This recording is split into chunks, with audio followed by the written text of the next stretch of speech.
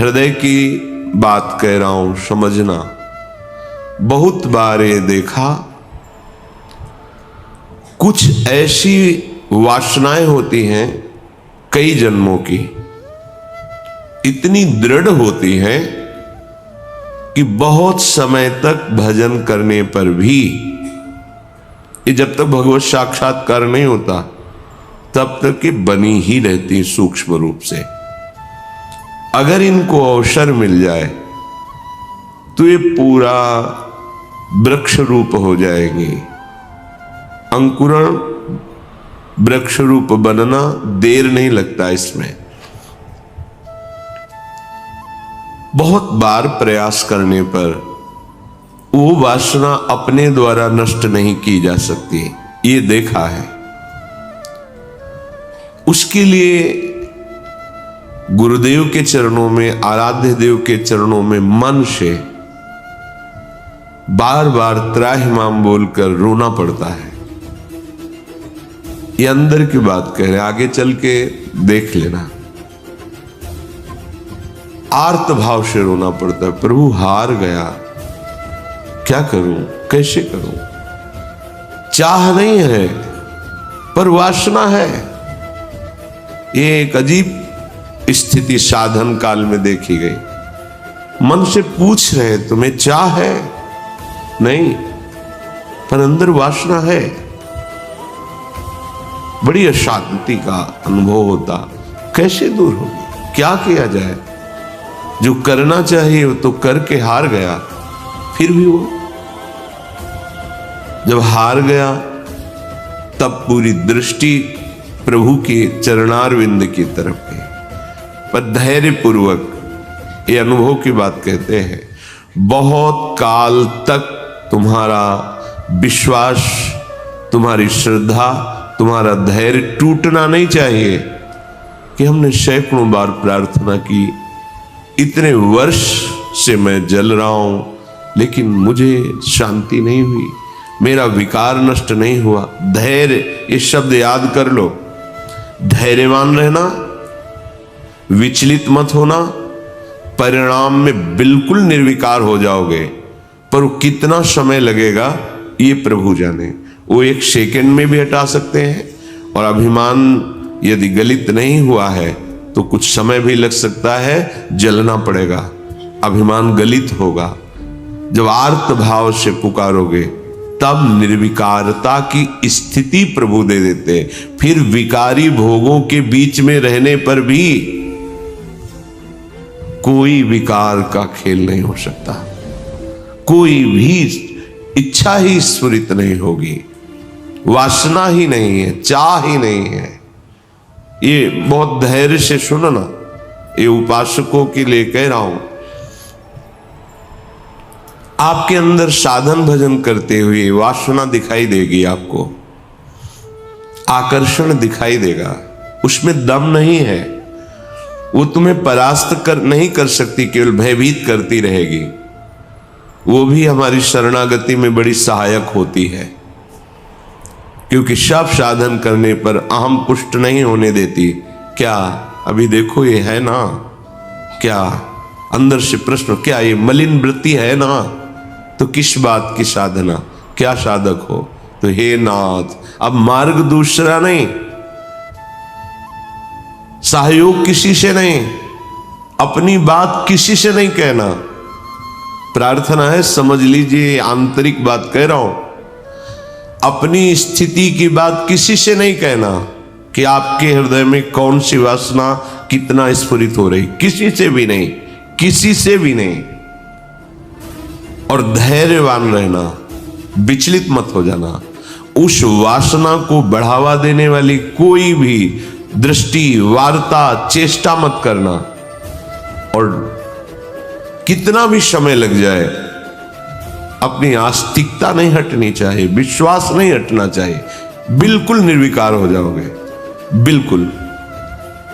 यह गुण साधन ते नहीं हुई, तुम्हारी कृपा पाओ कोई कोई। वो कृपा उसी को मिलती है जो आर्त भाव से बलहीन होकर प्रभु को पुकारता है, नाथ मेरे बस की बात नहीं रह गई, हर उपाय करके देख लिया।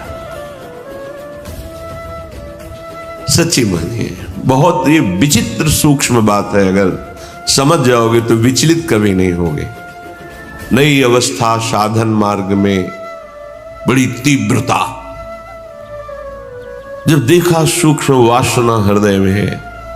सावन का महीना था, जल पीकर सावन भर रहेंगे, देखते हैं वासना कैसे रहती है। कोई फर्क नहीं पड़ा उस पे। अन्न का त्याग करते हैं, कई वर्ष तक आलू गुड़ जो भी फलवश, कभी दूध मिल जाए, गंगा किनारे या गांव में सेव संतरा अंगूर केला, ये तो प्रश्न ही नहीं उठता। कुछ फर्क नहीं पड़ा। वो ऐसी सूक्ष्म स्थान पर बैठी रहती है अहम में, उस पर कोई फर्क नहीं पड़ता।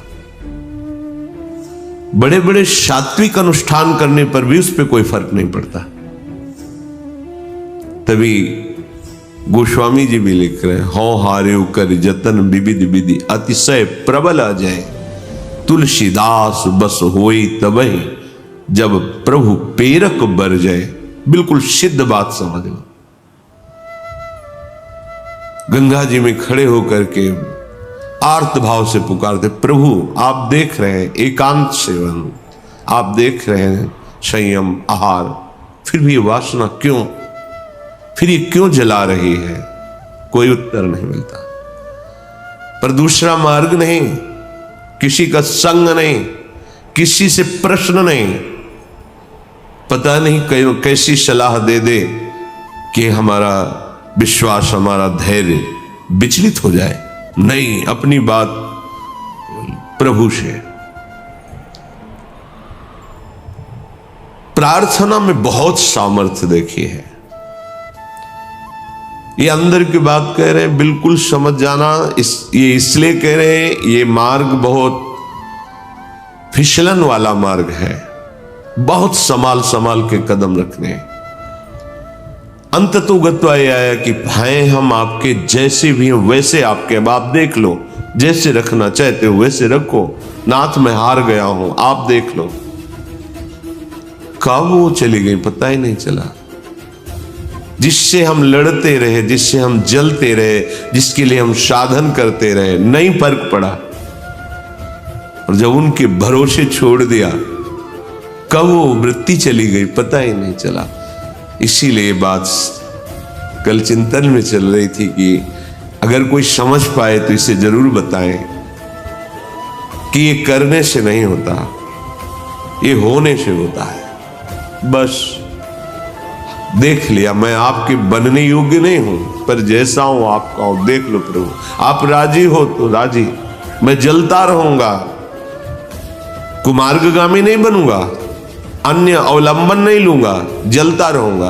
आप राजी हो मेरी जलन में, जीवन भर जलाते रहो। आप देख लो, अब मेरे बस का नहीं रहा, क्योंकि वो सूक्ष्म ऐसा कि वहां कोई प्रहार ही नहीं पहुंच रहा। अंतःकरण की अहम के महल में सूक्ष्मता से हो रह रहा है। जो भी करो बहुत पुष्ट हो रहा है। केवल हटा या हटेगा या हट रहा है तो प्रभु की कृपा से।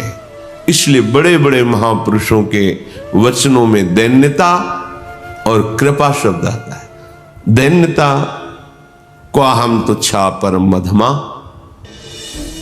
कृपा, हेश वृंदावनस्य, ये वृंदावन की महिमा, ये वृंदावनेश्वरी की महिमा, वृंदावनाधीश्वर की कृपा।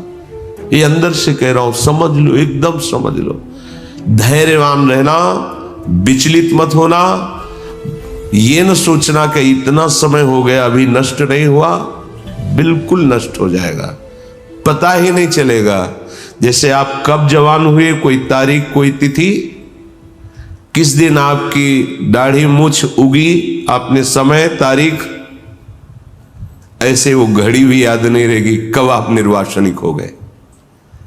कभी स्मृति में आएगा, अच्छा ये तो बहुत वर्षों से जलाया, वो तो ढूंढे भी नहीं मिल रही वृत्ति, गई। देखो प्रभु की कैसी कृपा हुई, ऐसा अनुभव होता है।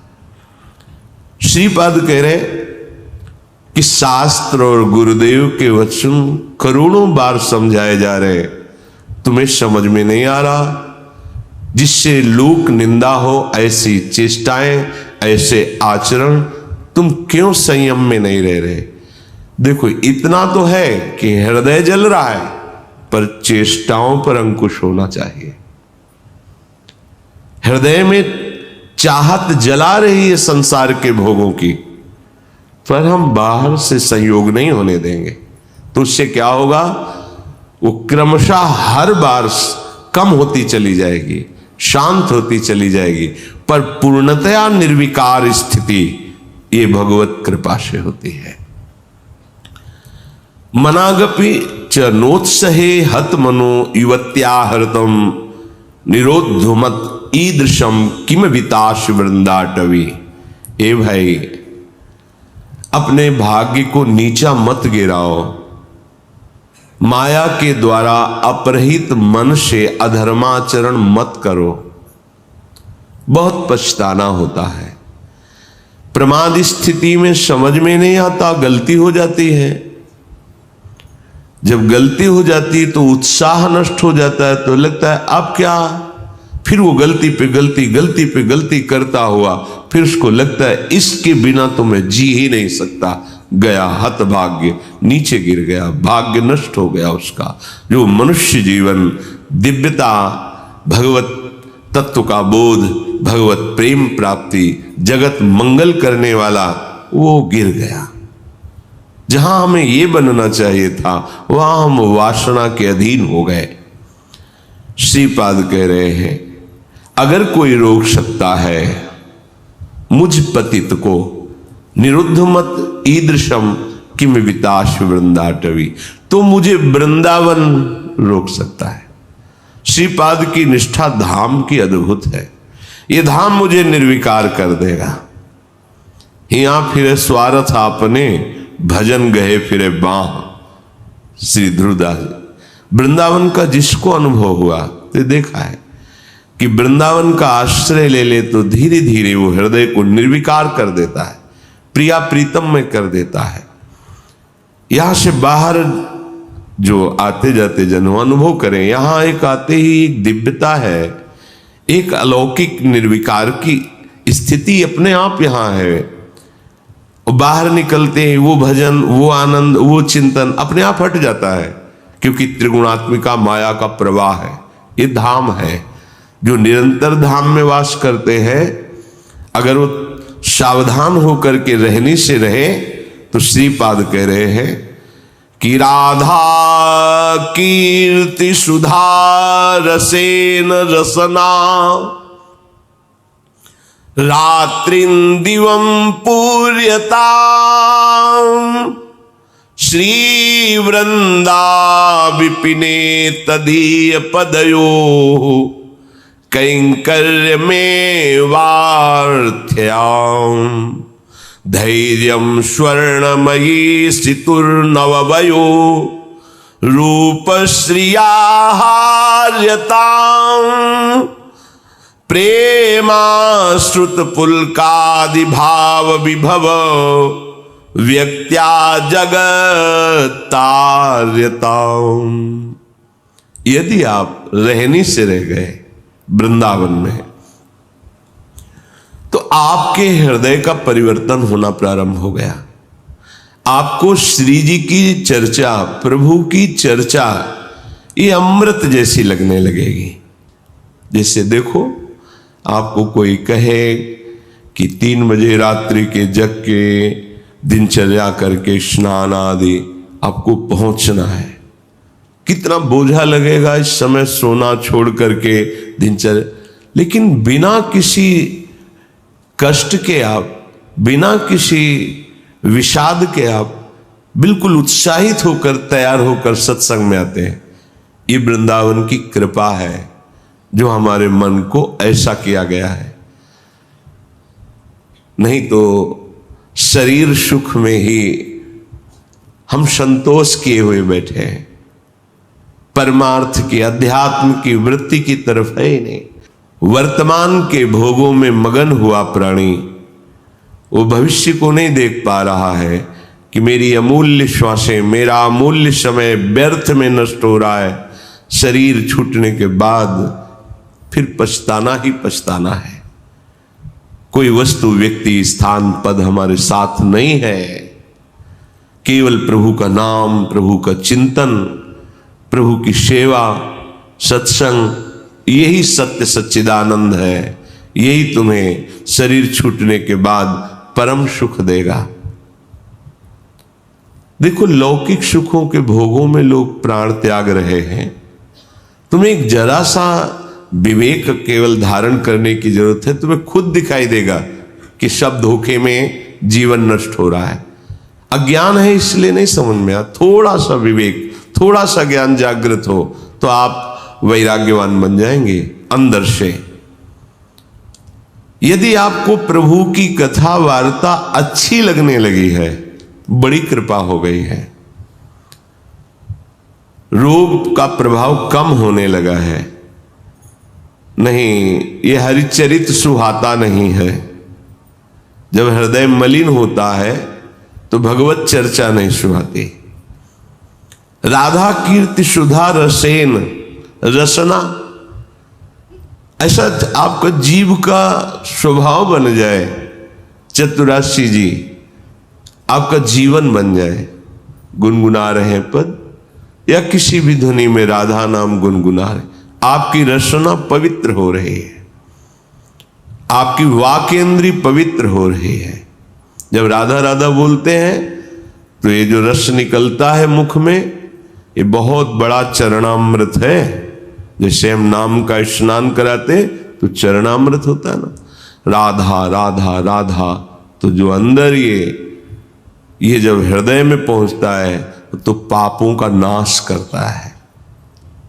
राधा राधा राधा राधा राधा, ये तो जो निकला ये महान चरणामृत है। हृदय में जाकर पापों का नाश करता है, ये अकाल मृत्यु का नाश कर देता है। राधा नाम जपने से अकाल मृत्यु नहीं होगी, ये चरणामृत जा रहा है। राधा नाम अभी प्राण छूट जाए श्री जी को प्राप्त होगे, जिसका नाम वहीं धाम में पहुंच जाओगे। राधा नाम चल रहा है, कोई तुमसे भूल चूक हो गई, असत क्रिया हो गई, तत्काल भस्म हो जाएगा, उसका दंड नहीं भोगना पड़ेगा। इसका मतलब ये नहीं कि हम उत्साहित होकर पापाचरण करें, नहीं। कोई असावधानी, कोई त्रुटि, तत्काल वो जमा नहीं होगा, जाके कर्म वो जमा नहीं होगा, उसी समय भस्म हो जाएगा। विशेष है तो उसी समय आपको दंड मिल जाएगा। आप चबेटा लगा, गिर गए, आपको ठोकर लगी, अब कुछ हुआ, तत्काल शरणागत के लिए हिसाब आगे नहीं रखा जाता।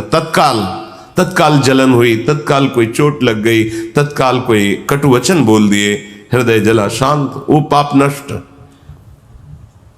रात्रि दिवम पूर्यताम, पूरा समय जो जागृत का है, प्रभु की महिमामयी लीलाओं को गुनगुनाते हुए, श्रवण करते हुए।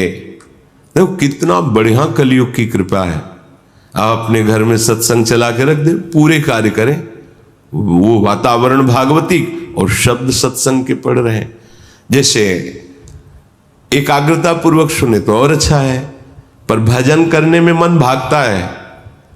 अगर सत्संग चला को और फिर भजन करो तो जब भागेगा तो दो बातें हो रही, एक तो नाम चल रहा है और दूसरा सत्संग चल रहा है, तो जा नहीं पाएगा। उसे घेरो पहले, वास्तविक जो भजन का आनंद आएगा वो तो तब खुद अपने आप फिर इच्छा नहीं होगी। ये होगा कि जो नाम चल रहा है उसी को सुने, उसी को देखें, उसी पर। ऐसी स्थिति तक पहुंचने के लिए ये अच्छा है साधन कि सत्संग चला के बैठ गए। अब 1 घंटा का सत्संग चल रहा है और माला लिए बैठे, मन भागने की कोशिश करे सत्संग में, उसे 2 में पकड़ो। सत्संग चल रहा है, नाम चल रहा है, पकड़ा रहे। पूज्य राधा बाबा ने कहा 2 नाम चलाओ एक साथ। कितने प्रवीण महापुरुष हैं, एक तो चल नहीं पा रहा, वो कह रहे एक और अलग अलग। बाबा की अलग अलग महापुरुषों का चिंतन होता है कि जैसे हम जप रहे हैं ये नाम और चिंतन मिला रहे हैं मंत्र। अब भागेगा तो कहां भागेगा, तुझे नाम भी जपना, चिंतन मंत्र का करना है। चल रहा है मंत्र, चिंतन राधा नाम, देखो एक ही में नहीं टिकता है तो दो, कितने प्रवीण भाग तो भाग काम भाग के जाएगा, घेरते हैं। तो चलो अपने में इतनी योग्यता नहीं है कि एक साथ, तो फिर सत्संग है, प्रभु की छवि सामने रख लो, बार बार निहारते रहो, इसको डबल लगाना पड़ेगा। वास्तविक परमानंद का अनुभव एक में ही होगा, पर वहां तक पहुंचने के लिए हमें एकाग्रता लाने के लिए ऐसे बाहरी साधन रखने चाहिए जिससे पर। अब बाहरी साधन टेलीविजन न रखे कि माला चल रहा है और नाटक सिनेमा देखोगे तो फिर वो नहीं, भागवतिक ही होना चाहिए। कोई भगवत प्रेमी महापुरुष के वचन या कोई प्रभु की छवि रखें, बार बार नक्श सीख लो, अंग माधुरी देख रहे हैं, नाम जप कर रहे हैं या नाम जप चल रहा है और किसी पद की पंक्ति को बार बार भाग नहीं पाएगा, जैसे घेरा जाता है। भोजन के समय हमने देखा कि मन जो है वो छोड़ने की चेष्टा करता अभ्यास के समय, तो इसे बड़े पद में फंसाया, पद कंठस्थ तो बड़े पद में शुरू किया। अब आराम से पूरी पद में दृष्टि, क्योंकि बड़ा पद भूल जाएंगे तो भूल जाएंगे, फिर आराम से पा रहे और पद पूरा चल रहा है। धीरे धीरे ऐसा अभ्यास कि कवल उठाते ही पद चलने लगे। अब 1 घंटा लगे प्रसाद पाने में, आराम आराम से पा रहे हैं, पूरा पद चिंतन करते हुए। जहां हमें लगे कि हमारा भजन छूटता है वहीं से पकड़ाओ, मन को पकड़ाओ, कोई पद पकड़ा दो, कोई भजन पकड़ा दो, कोई ध्वनि पकड़ा दो। एक बार ये पकड़ लेना, फिर इसका स्वभाव है ये बार बार उसी को पकड़ता है। जैसे हमने विषयों को पकड़ा दिया तो बार बार विषयों में जाता है। प्रभु की भक्ति के अभ्यास में लगा दे तो ये इसका अभ्यास करने लगता है। अगर हमारी वृत्ति शरीर में ही मैं या मेरा भाव से लगी रही, मैं से अहम पुष्ट होता है, मेरा से ममता पुष्ट होती है, और दोनों में बंधन है और दोनों में दुर्गति है। इस देह में कोई खास बात नहीं है, इसके प्रति जो बहुत राग किए हुए हैं। देह स्थिमांस रुधिरे भी मतिम त्यजत्वम जाया सुतादिषु सदा ममताम विमुंच पश्यानिशम जगदिदम क्षणभंग निष्ठम वैराग्य राग रसिको भवभक्ति निष्ठा। इसमें हड्डी है, मांस है, रक्त है और चमड़े से ये सब मढ़ा हुआ है। कोई गोरा चमड़ा, कोई काला चमड़ा, चमड़ा है ऊपर। इसमें यदि आप अहम मम अहमता ममता इसी में कर बैठे तो जो आप सुख चाहते हैं, आनंद चाहते हैं, विश्राम चाहते हैं, शांति चाहते हैं, अविनाशी होना चाहते हैं, मैं मरूं ना कभी, वो सब नहीं प्राप्त हो पाएगा।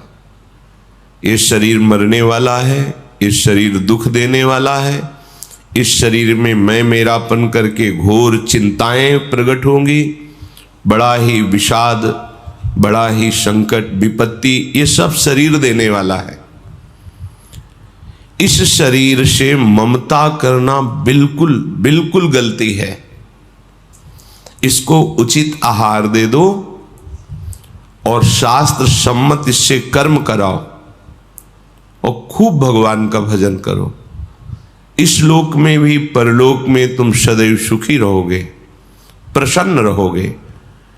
अन मांगे आगे आवेगो, ज्यों पल लागे पल को।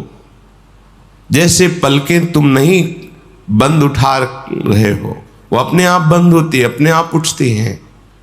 जैसे दिल अपने आप धड़कता है, ऐसे ही ये सुख साम्राज्य शांति अपने आप आपके पास आ जाएगी। अन मांगे, मांगना नहीं पड़ेगा, आपको केवल भक्ति निष्ठा हृदय में धारण करनी पड़ेगी। भक्ति निष्ठा तभी प्राप्त होती है जब हम राग रहित होते हैं, वैराग्यवान होते हैं। वैराग्य शब्द सुनते ही मन ऐसा कुछ भावना करता है कि संसारिक कपड़े उतार के ये भागवतिक भेष धारण कर लेना मानो वैराग्य का यही स्वरूप है। ऐसा नहीं है। जहां भी हम जाएंगे शरीर को लेके जाएंगे ना, और शरीर में तुम्हारी प्रियता है तो तुम रागी हो, बैरागी नहीं हो। चाहे बिल्कुल एक भी कपड़ा ना पहनो, दिगंबर हो जाओ, नंग धड़ंग घूमो, शरीर में अगर राग है अहमता ममता का तो आप वैरागी नहीं हो। और भगवत विधान के अनुसार आपको बहुत अच्छे अच्छे कपड़े मिले हैं, सुख सामग्री है प्रारब्ध के अनुसार, पर आप उसे भगवत प्रसाद समझकर शास्त्र संयम से बर्ताव करते हैं और प्रभु का नाम जप करते हैं, कहीं कोई प्रभु के सिवा प्रियता नहीं रह गई है, तो आप सच्चे वैरागी हैं। वैराग्य का तात्पर्य शरीर राग त्याग से है। हम वैराग्य का तात्पर्य ले लेते हैं बाहरी त्याग से। कहीं भी जाओगे, गुफा में रहो चाहे वृक्ष के नीचे रहो, आश्रय तो लेना पड़ेगा। कहीं भी जाओ उधर पोषण के लिए अन्न तो लेना पड़ेगा। कहीं भी जाओ शरीर की सुरक्षा व्यवस्था तो करनी पड़ेगी। अगर ये बात है तो वैराग्य किससे किया है? बस विवेक पूर्वक समझो, ये शरीर कोई चिदानंद वस्तु नहीं है। ये हड्डी मांस रक्त और ऊपर से चमड़े से ढका हुआ है। प्राणवायु जैसे धौंकनी चलती बस ऐसे चल रही है। इसमें जो खास बात है, हर श्वास में राधा राधा राधा, ये खास बात है। अगर हमारे हृदय में प्रभु के प्रति लगन नहीं लगी तो जिस शरीर को हम बहुत प्यार से पाल रहे हैं, पोष रहे हैं, मैं मान रहे हैं, इसके लिए बड़े अधर्माचरण भी कर रहे हैं, पाप भी कर रहे हैं, छल कपट जो भी जैसे सुख भोगे, तो व्याघ्रीव तिष्ठति जरा परितर्जयन्ति रोगाश्च शत्रव इव प्रहरन्ति देहम आयु परिस्रवति भिन्न घटादिवाम्भो लोकस्तथाप्य हितामाचरती चित्रम। हे भाई, भूखी भागिनी की तरह ये मृत्यु तुम्हें ताक रही है होश में।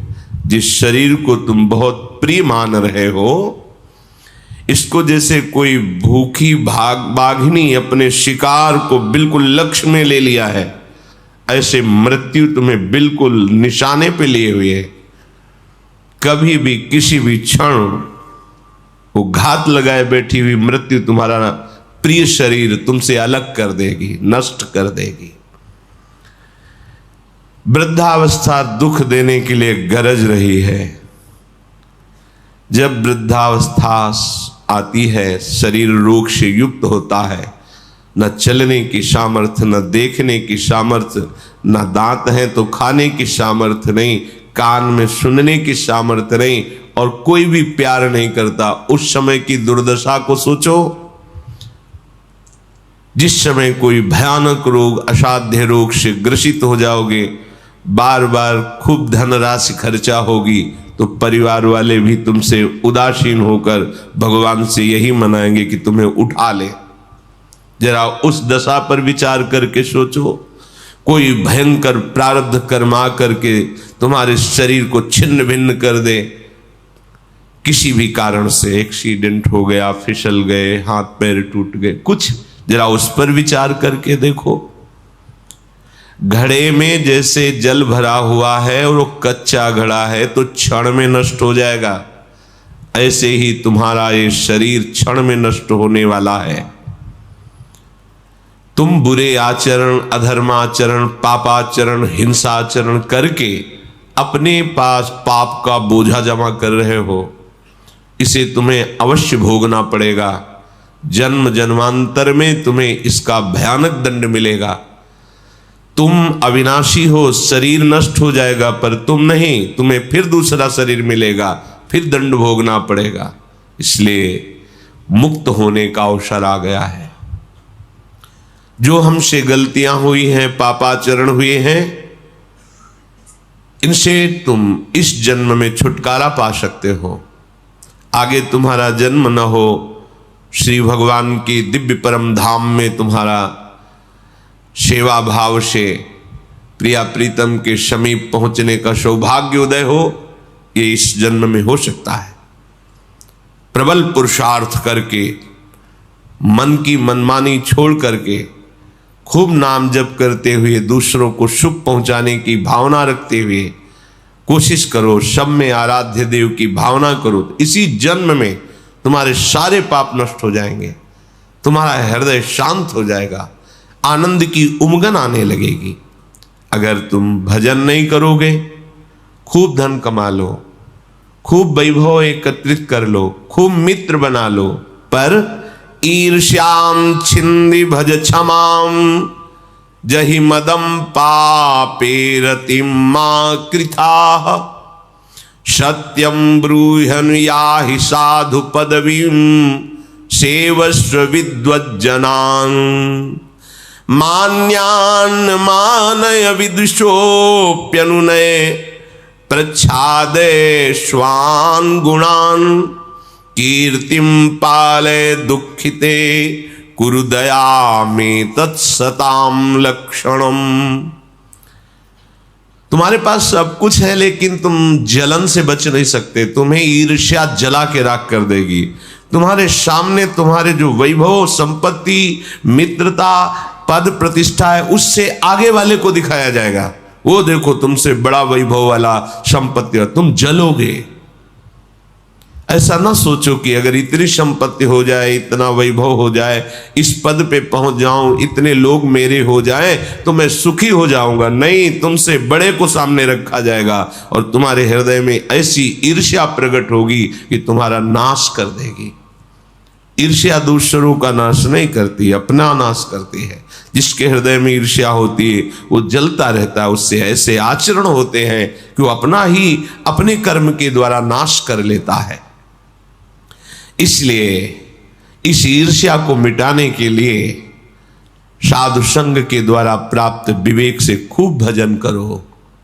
भजन की वृत्ति हृदय में आएगी तो ईर्ष्या की अग्नि तुम्हारे हृदय में दाह पैदा नहीं कर पाएगी, शांत हो जाएगी। बुरा करने की मन में भावना बनी रहती है। बुरा कहते हैं जिसे संत सदगुरुदेव शास्त्र आज्ञा करते हैं कि ये नहीं करना चाहिए। हमारा मन उत्साहित रहता है वो करने के लिए, यही माया का प्रवाह है।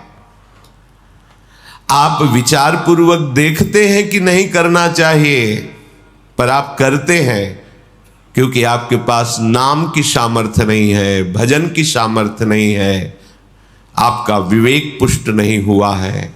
इसलिए ना चाहते हुए भी मन बुद्धि के द्वारा ऐसे काम हो जाते हैं, ऐसी क्रियाएं हो जाती है जो हमें दुर्गति भोगनी पड़ती है। इसलिए भजन के बल से बुरे आचरण को त्यागो, भजन के बल से ईर्ष्या त्यागो, भजन के बल से बुरे आचरण त्यागो। तुम्हें जो धन मिला है, शरीर मिला है, रूप मिला है, विद्या मिली है, अधिकार मिला है, इसका अभिमान मत करो। इसे सेवा में लगाओ, सुख पहुंचाने में लगाओ।